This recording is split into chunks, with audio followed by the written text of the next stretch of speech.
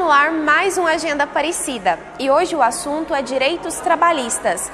Para trazer esclarecimentos e informações, nós convidamos o advogado Sebastião Justo.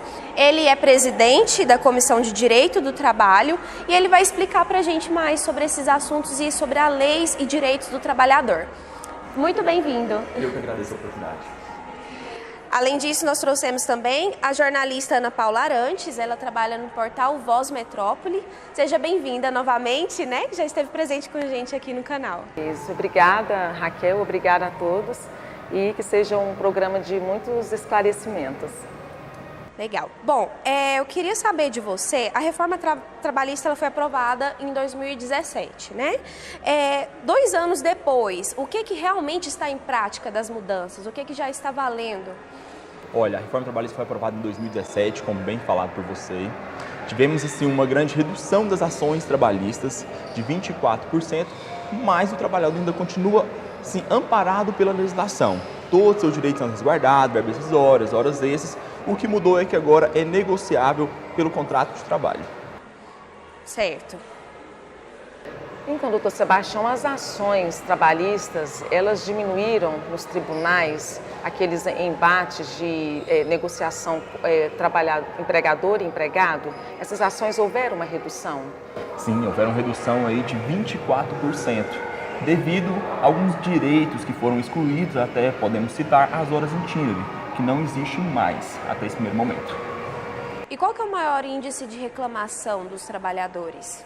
O que podemos destacar bastante, que vem sendo requerido na Justiça do Trabalho, é a questão da rescisão indireta, que é o atraso salarial, o não depósito da FGTS, não pagamento das horas extras e o não pagamento das verbas rescisórias, que é quando há um descumprimento do contrato de trabalho. Certo. Um dos motivos, né, pelo qual surgiu o Dia do Trabalho, né, foi devido à luta pela redução da carga horária de 13 horas para 8 horas, né? Como que está valendo hoje a carga horária obrigatória do trabalhador? Bem depois citado, da reforma? Muito bem citado. Ela vem, sim, o dia ele foi declarado primeiro, como você bem falou, foi quando houve a criação da CLT, que foi de 1943, que é o direito da consolidação do direito trabalhista. Hoje ainda continua toda a legislação, logicamente com algumas moderações, com algumas dificuldades devido às negociações do contrato do trabalho, que agora pode ser negociado entre o empregado e o empregador. Certo. A situação hoje, né, da reforma trabalhista, quando saiu a reforma, houve uma repercussão muito grande sobre os direitos das grávidas, das lactantes, né?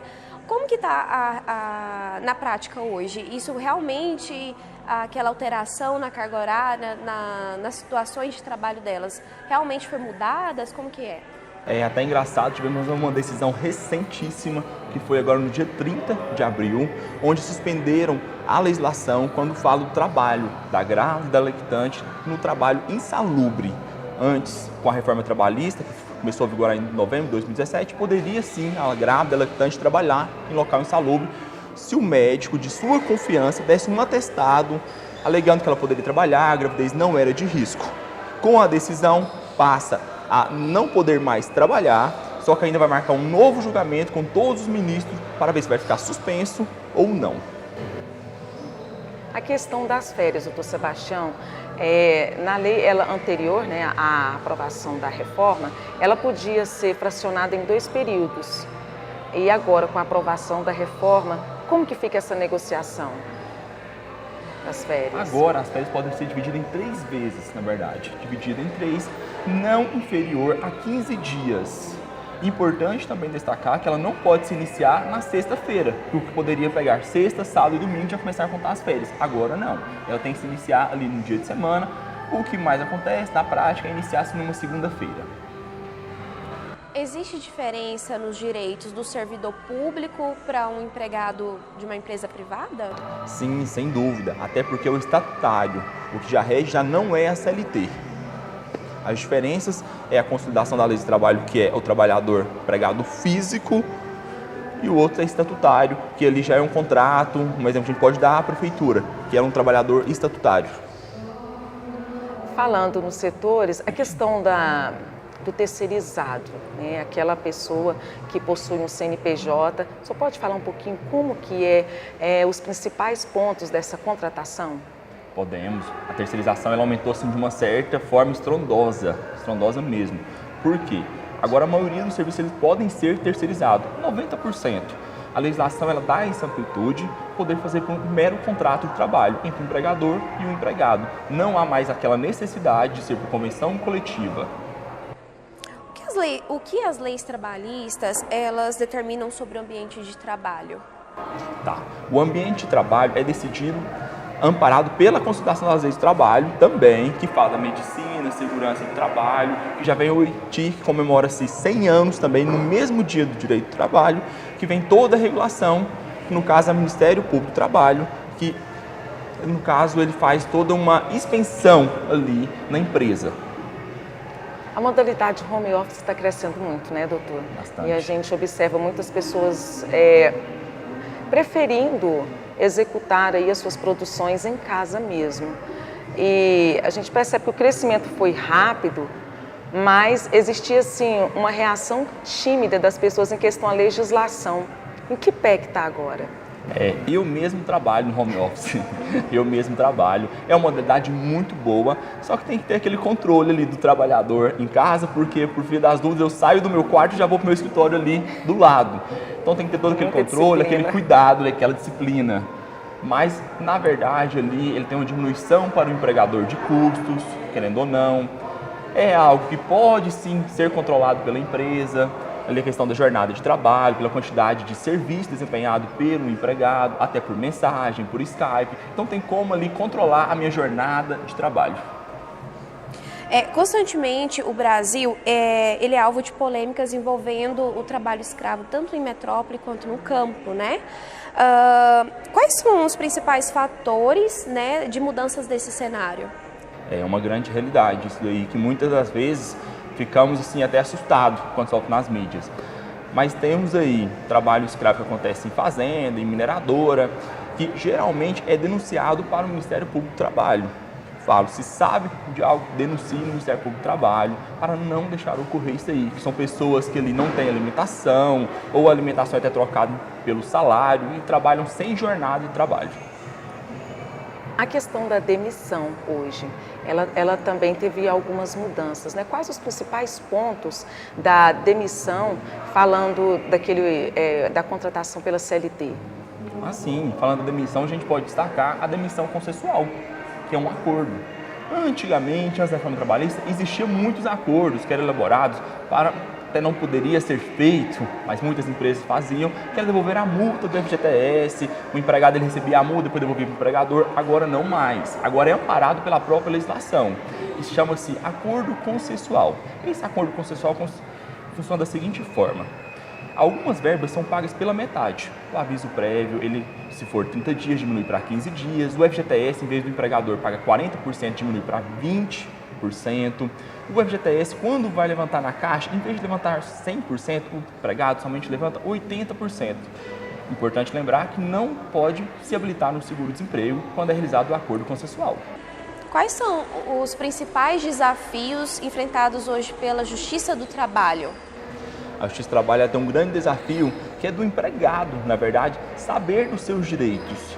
Quando aconteceu a reforma trabalhista em novembro de 2017, muito empregado, trabalhador mesmo, achou que seus direitos estavam ali destruídos pela reforma trabalhista. Mas não, os direitos continuam-se em vigor, continuam-se ali amparando o próprio trabalhador para receber suas verbas rescisórias, receber suas horas extras. Então, trabalhador, procure a Justiça do Trabalho, caso esteja acontecendo algo na empresa. Como que está a questão do banco de horas? Eu estou falando em hora extras, existe o banco de horas em que o horário de trabalho excede ali o do contrato. Como que o empregador pode negociar isso com o empregado? O banco de horas, antigamente, antes da reforma trabalhista, deveria ser feito ali por convenção coletiva ou acordo coletivo. Agora não mais. Agora o banco de horas pode ser negociado por contrato simples entre empregado e empregador.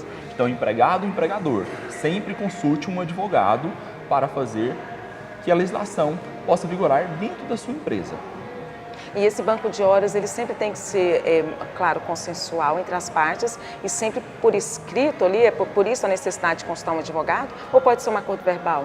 Não, sempre por escrito. Tem que ter um contrato entre o empregador e o empregado, falando ali o que pode exceder as horas, como vai ser pago esse banco de horas, vai ser pago por horas extras, vai ser pago por férias. Tem muitas empresas que passam, na verdade, a pagar por férias. Acumulou ali 30 dias, paga os 30 dias, ou até mesmo eles gozam ali de uma semana, 2, 3 dias. Depende mesmo da negociação entre o empregador e o empregado. Certo. Houve um enfraquecimento da atuação dos sindicatos, né? Prejudicou o trabalhador? Houve um grande enfraquecimento quanto a esse quesito. Sindicato bom, atuante, ele vai continuar ali sempre atuando. Mas assim, o que a gente pode destacar mesmo é que houve ali um enfraquecimento ali entre o trabalhador e o sindicato, porque todas as negociações eram feitas perante o sindicato e agora não mais. Outra também que a gente pode destacar é que as rescisões eram amparadas pelo sindicato. Trabalhei um ano na empresa, eu tinha que fazer minha rescisão no sindicato. Agora não mais, eu não sou mais obrigado a ir no sindicato homologar minha rescisão. Então, por isso, importante sempre consultar um advogado. Doutor Sebastião, no dia 1º de maio, a gente percebeu em todo o país uma movimentação em relação aos sindicatos, porque a gente percebe que eles desejam não recuar, mas continuar atuando ali entre empregador e empregado. A reforma trabalhista, ela deu mais liberdade para essa conversa entre o empregador e o empregado? Como que fica a questão dos sindicatos agora? Porque a gente percebe que eles ficaram com uma atuação muito mínima, né? Vai chegar um tempo que eles serão desnecessários? A partir de quando a gente fala de sindicato é uma parte tensa, até porque o sindicato ele resguarda o trabalhador. Meu posicionamento é que o sindicato ele tem sim que existir, tem sim que resguardar o próprio trabalhador, que é uma categoria forte. O sindicato é forte, só que na verdade ali quando começou a contribuição ser facultativa, que é onde pega um pouco para o sindicato e vai se enfraquecendo. O papel do sindicato é resguardar o trabalhador ali pelo contrato de trabalho. O sindicato ele oferece ali demandas judiciais, até uma assistência jurídica para averiguar se o contrato ele está em amplitude com a jurisdição ou não. Então assim, trabalhador, sempre importante estar junto com o sindicato. É importante, então, a contribuição, ela é facultativa, mas é importantíssima, né? Sim, para diversas categorias é muito importante ali eu estar assistido pelo próprio sindicato. Sebastião, os trabalhadores, eles já têm buscado os seus direitos ou ainda ficam receosos, com medo de não ser mais contratados, né, de ficar com a carteira manchada, às vezes por um processo, né, ou até mesmo, né, por estar exigindo os seus direitos na sua empresa, na empresa que trabalha. Hoje eles já têm buscado isso, os seus direitos, ou ainda tem esse receio? Ainda existe um certo receio de procurar o judiciário devido à reforma trabalhista por questão de pagamento de custas, sucumbenciais. Mas o trabalhador não precisa ter esse receio. O seu advogado ele vai te amparar pela legislação quanto à questão de pagamento de custos, sucumbências. Existe a legislação, ela está em vigor para poder te atender. Esse receio ele foi prematuro, de acordo com a reforma trabalhista, mas não precisa ter esse receio. A questão da remuneração. A gente percebe que a lei também ela deu margem assim para uma negociação tudo dentro do piso, né? O que isso pode esclarecer mais para a gente em relação a pagamentos, remuneração por produção? A remuneração ela também pode ser acordada ali, entre o contrato de trabalho. Por isso que eu falo que existe agora essa amplitude, esse cuidado todo com o contrato de trabalho. Porque eu posso ali colocar que eu recebo um salário mínimo e posso colocar o restante como indenizável, ali como vale alimentação, ou até salário família, todo esse acrescentamento ali no contrato de trabalho. Então, é importante ter aquele certo receio na negociação. O trabalhador, quando ele precisa mesmo do trabalho, ele fica meio ali inseguro com o contrato de trabalho e acaba aceitando. Mas é sempre bom consultar um advogado, consultar os órgãos especiais para poder estar te resguardando quanto ao contrato de trabalho. A morosidade da justiça para resolver essas questões trabalhistas, ou tem sido mais rápida essas respostas? A justiça do trabalho ela é muito célere, muito mesmo. Um processo trabalhista aí, ele passa por 3 instâncias, que é o processo 1º grau, 2º grau e 3º grau, que anda no TST. Então, 1 ano e meio, no máximo 2 anos está resolvendo. Mas, lembrando que todas as audiências de conciliação é feita no prazo aí de 15 a 30 dias. A questão da terceirização, quando a reforma foi aprovada, a gente percebeu que ali nos pontos, né, que em 18 meses quem quisesse passar para a terceirização, até 18 meses, o governo, ele ou seja, o empregador, ele não poderia ter aquele funcionário trabalhando de forma terceirizada, né? Isso continua, tem que esperar os 18 meses, quem deseja trabalhar através de CNPJ e não pela CLT? Que houve, na verdade, essa alteração aí do contrato de trabalho. Essa alteração do contrato de trabalho é importante destacar que existe sim aquela necessidade de ficar se desligado da empresa. Eu não posso somente desligar um empregado da minha empresa e falar agora eu queria um CNPJ e vem trabalhar para mim. Porque senão começa a pejotização, que é uma fraude que com certeza ela é discutida na Justiça do Trabalho. Então o empregador não pode chegar e falar, olha, todo mundo aqui vai ser terceirizado daqui a 2 anos. Então ele não pode ter esse posicionamento ali diante dos empregados. Não, de forma alguma. Temos que tomar bastante cuidado quanto a isso. Por isso que eu falo que se houver isso aí, é uma pejotização que é discutida e é nula perante a Justiça do Trabalho. Nesse caso, né, quando o trabalhador sente-se lesado, acha que seu direito, né, ele foi ferido, como que isso deve se proceder? O que ele deve fazer? O empregado ele deve sempre procurar ali o seu advogado de confiança, um advogado especialista, para poder direcioná-lo para o melhor caminho. E se for o caso, acionar o judiciário para poder se discutir. A questão do transporte, do tempo que o trabalhador leva até o seu local de trabalho, como que estão os principais pontos na reforma agora? No caso, chamados como horas intiner. A horas intiner foi revogada de acordo com a reforma trabalhista em novembro de 2017. A partir de novembro de 2017, essas horas não são mais computadas como horas de trabalho, o que era computado. O que houve uma redução até ali do salário. Agora começa a se contar tempo de trabalho a partir de quando eu assinei minha folha de ponto ou bati meu ponto.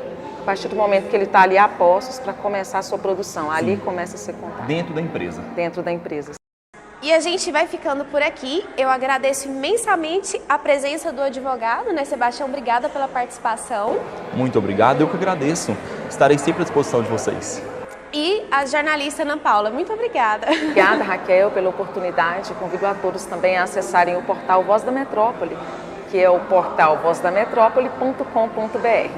A gente também quer deixar um agradecimento especial ao Aparecida Shopping, que hoje concedeu esse espaço para a gente estar tirando essas dúvidas de vocês sobre o direito do trabalhador. E a gente fica por aqui, não deixa de seguir o canal, viu? Até a próxima!